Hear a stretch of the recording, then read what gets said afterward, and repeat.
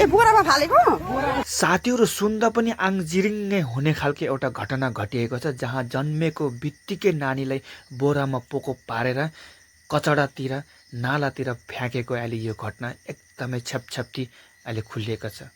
अहिले यो भिडियो धेरै भाइरल भएको छ। एउटा आमाले जन्माएको बित्तिकै त्यो नानीलाई बस्तामा हालेर पोको पारेर चाहिँ बाटोको किनार पारेर जहाँ फुटपाथमा कचडाहरू फ्याल्ने जग्गामा फ्याँकिदिएको छ, जहाँ त्यहाँका जनसाधारण मानिसहरूले आएर त्यहाँ भेटाएर के को पोका रहेछ भनेर यसो खोलेर हेर्दाखेरि एउटा नानीको बच्चा भर्खरै जन्मेको, तर त्यही पनि छोरा। हेर्नुहोस्, यस्तो यस्तो पनि संसारमा आमा हुँदो रहेछ।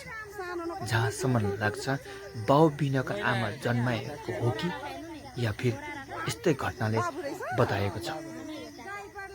नत्र भने त यसरी त नहुनु पर्ने हो भन्ने धेरै जनसाधारणको चासो गुनासो बनिएको छ। तपाईँको मनमा कस्तो लाग्यो यो भिडियो सबैलाई सेयर गरेर पठाइदिनु होला।